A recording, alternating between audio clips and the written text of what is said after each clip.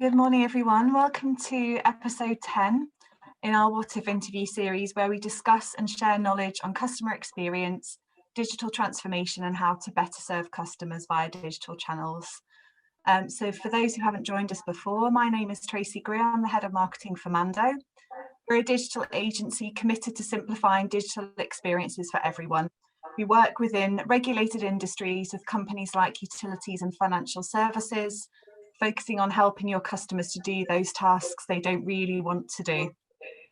So we don't all wake up on a Saturday morning excited about paying our water bill or submitting an insurance claim. We make these experiences easier, giving customers time back to do more exciting things. So today we are discussing what if you're lost on a digital journey without a destination, with our guest Catherine Rigby, Head of Strategy and Insight at Mando. So Catherine's a digital strategist with 16 years experience, 4 of those at Mando as my colleague. Catherine's experience spans sports, financial, e-commerce, utilities and leisure sectors, and her strategic recommendations are always based on data and analytical insight. So before we get started today, just to let you all know, we've also got my other Mando colleague, Sarah, on the call with us too. Sarah will be helping with logistics and monitoring our chat function. So if you've got any questions or comments, just drop them in there and Sarah will ask them at the end of the discussion. So we're going to be chatting for around 20 minutes and then we'll move on to any questions or comments that everybody has. So welcome, Catherine. If you could just introduce yourself, give us a bit of your background and tell us a bit more about what you do at Mando. Thanks, Tracey. Morning, everyone. Like Tracey said, I'm Head of Strategy and Insights at Mando. That means I tend to work with clients as part of their onboarding process to Mando, and also on an ongoing basis, either supporting them with their ongoing strategy or individual projects. In terms of my background, I started my career as a newspaper reporter for Trinity Mirror, which is now called Reach.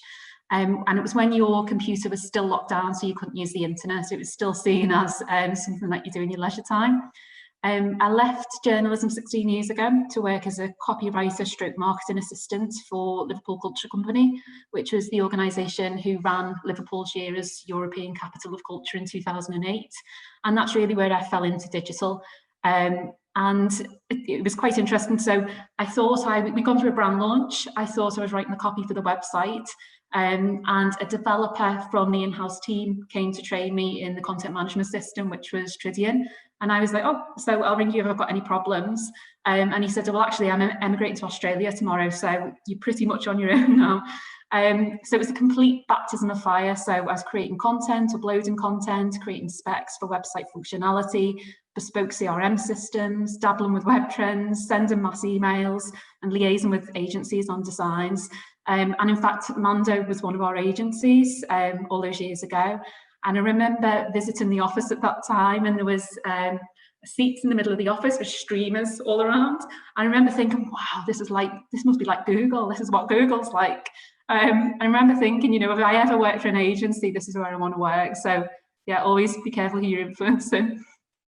So after Culture Company, I eventually worked my way back to Trinity Mirror as digital marketing manager, so for the Northwest titles initially, and then I eventually got promoted to the regional UK titles and subsequently the nationals like the Mirror. Those roles were more focused on SEO and social, and I think we were one of the first companies to start using promoted tweets at that time. So after 5 years there, I went agency side, and it's an agency owned by Trinity Mirror, digital agency, where I worked as a strategic planner. So working with brands like as diverse as things like Wetherspoons, Premier League football clubs, and even the UN. And then 4 years ago, I came to Mando, and now I sit as part of the experience team, which not only encompasses strategy and insights, UX and content, business analysis, creative design, and front-end development. And I think it's that breadth of experience, that focus on results, and the experience working client side, which is why I'm best suited to strategy as a role. Perfect. So such a diverse and varied career so far, but obviously all focused around digital and SEO and content. Mm-hmm. So that's great. Thank you, Catherine. So to get on to today's topic, in our write-up for the event, we alluded to a digital journey being a bit like a physical journey. So you wouldn't get in your car and drive without knowing where you want to end up. For the best journey, you need to know your end points, your chosen route, your progress along that route, and any potential roadblocks along the way. So in your experience, what are some of the problems you see when companies don't have that digital destination well thought through in the first place? Yeah, so I think the analogy of thinking about your digital strategy as a journey is a really useful one, because it can be confusing in terms of how the vision, KPIs, a roadmap, and potentially a backlog hang together. And like you say, the vision is really your destination. So where do you want to get to? KPIs we tend to call mile markers to measure your progress towards that vision or towards that destination. The roadmap is your chosen route, and the backlog will tend to be all the different routes you could have potentially taken. And I think the difference, based on working with different clients, the difference between having a vision or not means we've got something to work back from. So if we know where a client wants to get to, we can reverse engineer what needs to be done. And even if that's a direction of travel and not a really well thought out list of goals and measurements, then that's still useful. I think without that in place, it's almost like being in no man's land, and the goalposts can keep moving and activity can become unfocused and your results essentially end up becoming diluted. And alternatively, I think the vision needs to, it should be ambitious, but it needs to be realistic as well. I think it's important not to say, you know, digital transformation is our vision. I think true digital transformation will take decades. And recently I saw that the Exec Director of Government Digital Services, who look after .gov.uk, has even said that by 2030, 19 years after they formed, in terms of what they will achieve, they will have fixed the basics, because transforming government services meant transforming government itself. So it's actual culture change, digital transformation. And I think that top-down approach of almost thinking about digital transformation as a whole has led to that fatigue we see with customers and clients and businesses in the last 2 or 3 years, because you know, you start to realise what the true cost is involved and what kinds of timescales you're working with. So yeah, I think it's important to have a vision, but also let's make sure that vision is realistic as well. Excellent. And have you got any specific examples, obviously not naming company names, but any specific examples where you've seen some, you know, really bad examples of people just not having that kind of destination thought out in the beginning? Yeah, I think sometimes when examples would be, you know, things like, oh, we just want to improve leads. That's not really a vision. It's a KPI or it's a goal. But yeah, it's not really a vision. Things like, you know, the digital transformation one would be one. I think another thing about visions as well is, we'll probably delve into this a little bit more, but personalised, seamless experiences. I think everyone has that within their vision, I think, and that's not necessarily a vision. It's about what makes you special as a company, and what is a specific thing you are putting out there as something that you want to achieve, and not just a personalised, tailored experience, which is essentially what we all expect now. Yeah, absolutely. So you've kind of highlighted some of the key risks and the kind of the things to not do there, and the situations that companies can find themselves in if they don't really consider these elements at all. Why do you think it's important to have that overarching digital strategy? I think if you don't know how you are going to realise the goals that you're expecting via a digital strategy, then what you're left with is really just a series of tactical activities across different channels. And if you're not making any judgment as to how you're going to achieve a return from those activities, then you're just really hoping to achieve that via luck. And I think it's also important that your strategy is holistic across all of your different channels, and that's not just about a website or about a chatbot, for example. It should be looking at across all of the channels that you have in place, including offline, to understand how does digital influence that. And I think two things that are sometimes forgotten with digital strategy, which are really important, is firstly the operational side. So it's no good having a really great roadmap and a really great plan if you don't know who's actually going to put that plan in place and how much that is going to cost, whether that's recruiting people in-house or whether that's outsourcing particular skill sets to other people. And secondly, ensuring that you loop in what customers want as well, because that kind of insight is going to help you with the most in terms of differentiating yourself. I think we work with a lot of businesses and have done in the past where they say, you know, customer experience is our number one focus. And when we say, well, have you actually asked customers what they want? The answer is sometimes no, but we think it's this. And I think actually doing that work to ask customers and to be really, really aware of what they want is the point of differentiation. Absolutely. I mean, what are some of the big successes that you've seen where companies have actually based those strategies on those customer needs, and what are some of the tactics that you've used to actually glean that from customers? So in terms of gleaning it from customers, obviously there's a number of different methodologies that you can use. We tend to look at customer data from a different dimensional point of view. So we say, you know, from the transactional side of things, so what customers are doing, we'll tend to use analytics data or any sales data that we can get our hands on, or contact information, as in, you know, calls to a call centre. And then understanding the other side of customers. So why do they actually do things, and what are their attitudes to digital generally? How are they going to behave on different types of channels? We get that information from things like customer surveys.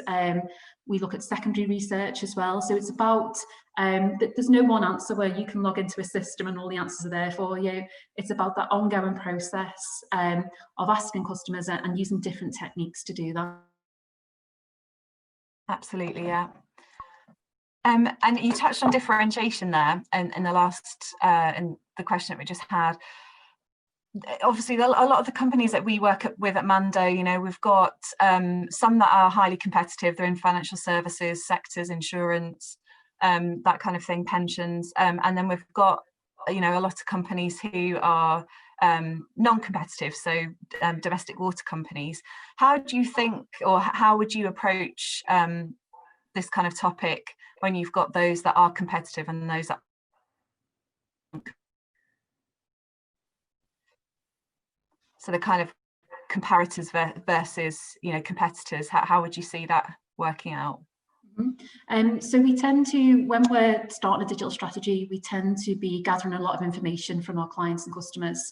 And we use something called the 3Cs model, which is a fairly well-known industry model that looks at the factors needed for success. So we'll be asking a client or a customer, what are your company's strengths?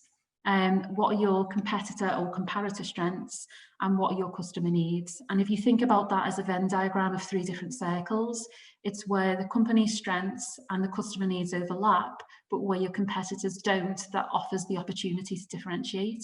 And equally, where your competitor or comparator strengths overlap with customer needs, but your company isn't meeting those needs, then that offers the potential for learning.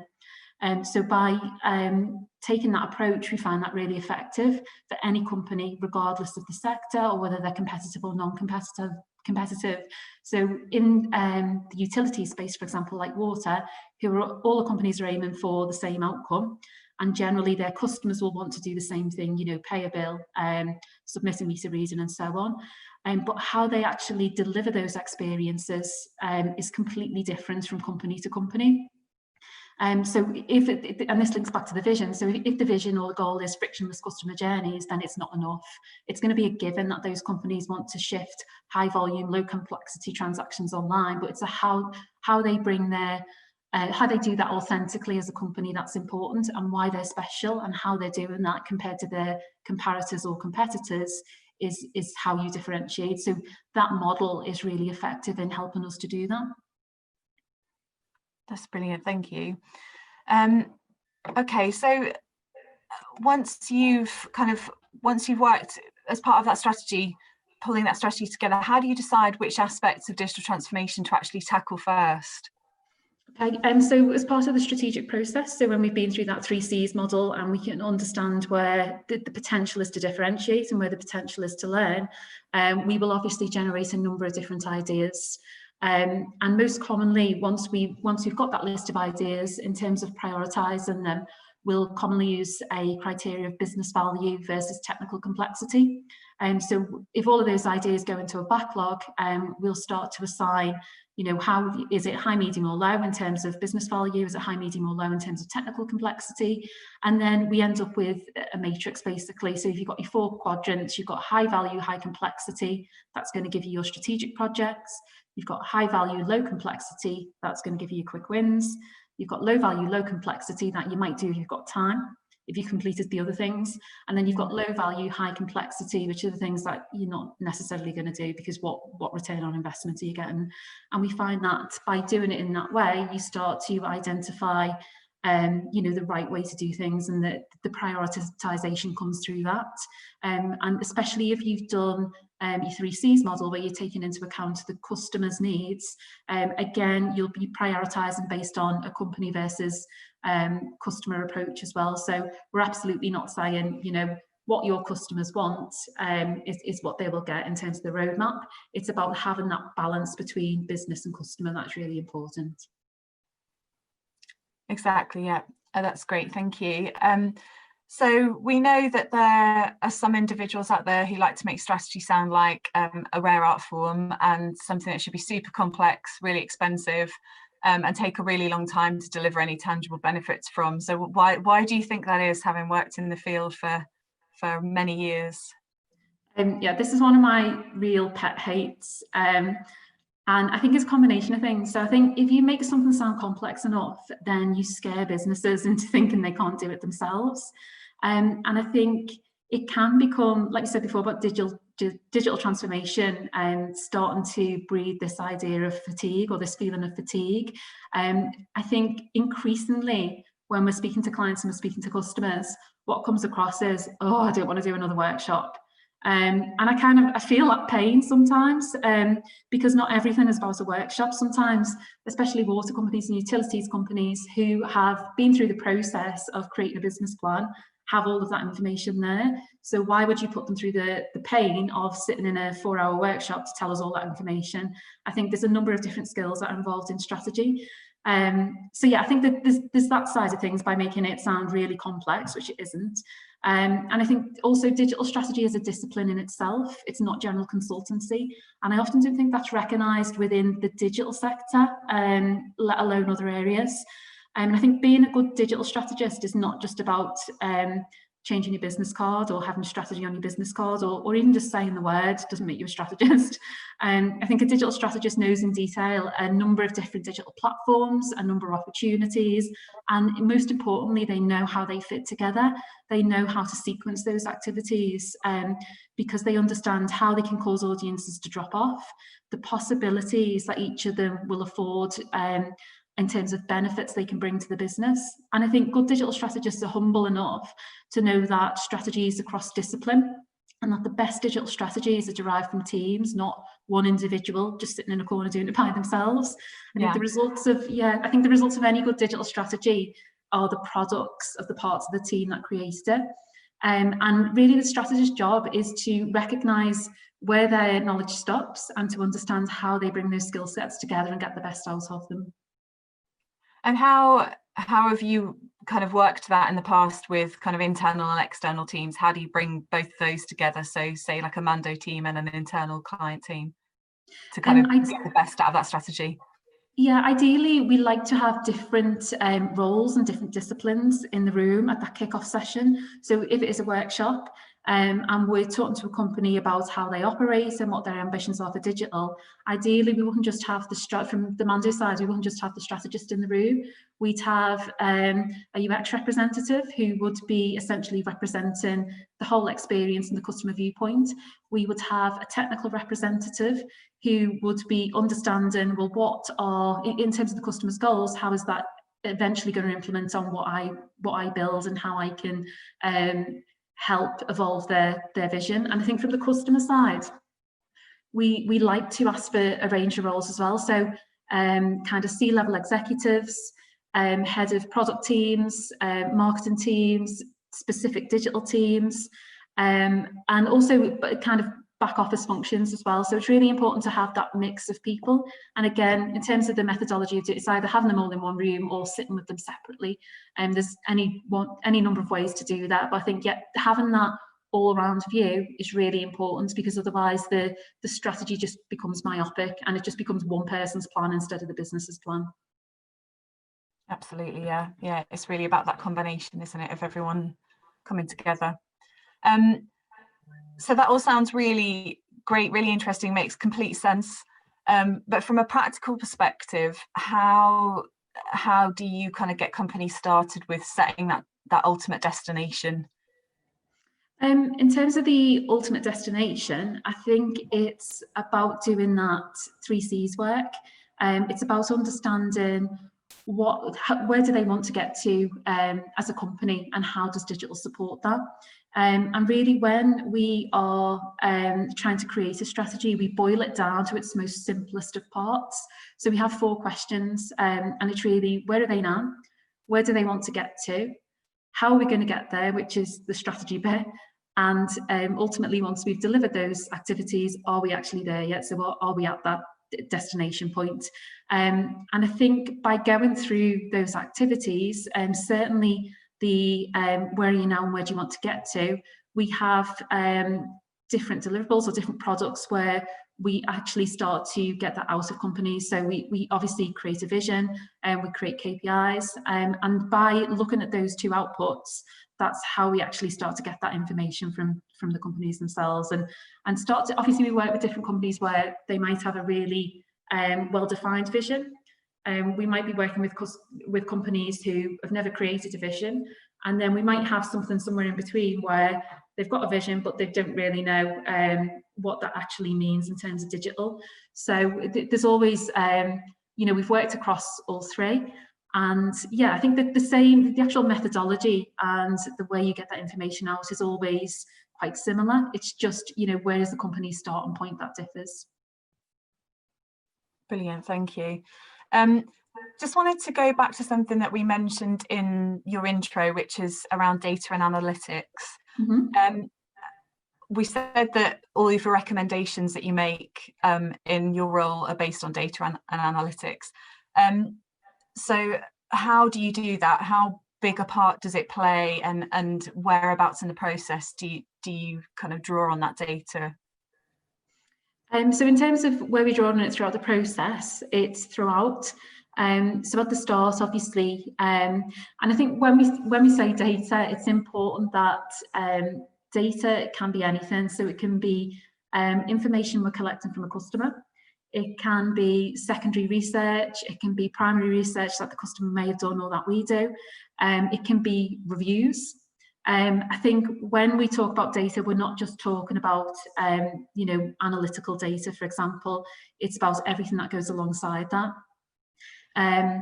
So in terms of where that fits in the process, we'll start off at the beginning of the process where we're talking to a company about 3Cs model, and we'll be gathering data in that way. Throughout the process, so say for example, we're building a particular product or a website, our teams who are actually involved in that activity may be asking questions about, what internet browsers are the users using, are they actually using this particular feature, are they cross-visiting a number of different sites that a client may have, how important is the website as part of the digital journey. Again, that will all be evolving as the product is built, and that's where we tend to call on more of the analytical data to enable us to make those binary decisions. And then obviously, once a product goes live, it's really important that we've got those KPIs in place to be able to measure the progress of a particular experience or a particular product. And then obviously that way, that's how we understand how that can be further optimized in the future. That's excellent, thank you. I just wanted to move on, before we go to questions, just move on to talk about board level buy-in. So we know that board level buy-in for digital has historically been challenging in some sectors, and with times changing, we know digital advancements have raced ahead quite a few years over the last 6 months. It seems to have transformed by years, as companies have been struggling to cope with increased demand from customers during COVID. We've seen these organisations that had already invested in digital and put that front and centre of their strategy, that are storming ahead and leaving their competitors behind. So how can companies use the techniques that you've outlined to make a stronger case for digital investment? I think, like you say, now is probably the best time to get digital buy-in, especially in the last 6 months. I think we've definitely seen an increased demand for digital. So I think nearly 2/3 of enterprise leaders have said that they've seen a strong trend of consumers adopting digital features more rapidly as a result of COVID. And a further 33% have said they've seen some trend. So in terms of the response to that, there's been nearly 100% response. So 96% of directors at enterprise level companies have said lockdown has increased or emphasised the priority of their digital transformation, and more than half have actually increased their budget. So anyone who was a bit kind of hesitant to do that has now had the push to say, yes, this is something we must act on. And also the rise in innovation as well. So obviously companies have had to adapt. And there's a stat that says, product and service innovations, both customer facing and internal processes, have actually changed from 22% innovation pre-COVID to 57%. That's a huge difference. Absolutely, yeah. And obviously it's been that push to be able to do that. So I think in terms of how companies can go about that and make that stronger case, it's making sure that digital is aligned to your business and understanding ultimately how it can either help improve effectiveness, so improve the outward results, or increase efficiencies in terms of an operational viewpoint. It's looking at, from a strategic point of view, in terms of customer facing, but also from the operational efficiencies as well. I think that would be the best approach to take. Absolutely, thank you. So just going to move on to some questions. Sarah, do you want to, oh, there you go, brilliant. I think we've got a couple of questions, haven't we? If you can just get those to Cath, that would be great. Yeah, I have. Thank you so much, guys. And that was a really great discussion. Just a couple of questions. Cath, this one's for you. So what if I've already started my digital transformation journey without a solid strategy? Can I implement a comprehensive strategy halfway into my journey, or should I start over again? What would you recommend, Catherine?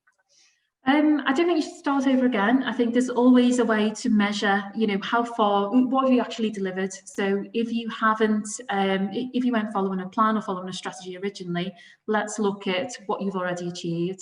And I think it's understanding that where are you now, and that's really important. So there's always time to, we don't live in a perfect world where we can say, right, we're not doing anything digitally until we've got this lovely strategy in place. It doesn't work like that. I think so it's never too late to actually put a plan in place. So absolutely don't start again, but maybe put a marker in and say, right, now let's really take this seriously and understand what we've achieved so far. Yeah, exactly. And I think it's what you said about, detailing those different things that you can do over the short term and the long term and identifying what's possible. Great. Another one here, it's quite an interesting one. So how do you do the 3 C's when you don't have a competitor? So would this be in relation to if you've not necessarily got a competitor, but you've got comparators, we would say be looking at those. So for example, within the utilities sector, if we're putting in place strategies for water companies, for example, or energy companies, then we'd be saying, let's look at the companies who do the same thing as you, but not necessarily competitors. And again, let's apply that 3 C's model to say, how are they potentially meeting the needs of those customers? So for example, what are they doing? What is the billing process for those customers? How do you sign up for paperless billing? What is the experience like? And almost benchmarking how good their experience is versus where can you potentially take their learnings and do what they do well, but also then put your own stamp on that and ultimately take it in a different direction. I think there's always learnings to be taken from people who do the same thing as you within the same sector, but then also looking outside your sector as well. So looking at, the usual in terms of Amazon and what those companies are doing in terms of digital itself, but again, making it relevant to your business. Yeah, and I really hope that answers Georgina's question, but if it doesn't, please feel free to get in touch with us and we'd love to give you probably a more comprehensive answer as well. And there's a comment here. So I think C-level are more open to digital advancements. However, from my experience, we've been too slow and held up waiting for a perfect integrated system, but this slows down progress and makes you less agile. It never happens, maybe better to start small and quickly test, see what works, and then scale up or change systems tech later. So I think it's exactly what you said, Cath. You know, it's about really identifying what's possible, isn't it? Yeah, I think definitely. I think the whole point around, you know, not setting digital transformation as your goal is because it takes decades. And I think if you've got a direction of travel of where you want to get to, so you're working top down, but then you're also working bottom up in terms of picking 1 or 2 areas where you know you can add value and using those as experimental areas to say, okay, so we'll box this particular, you know, this type of problem area.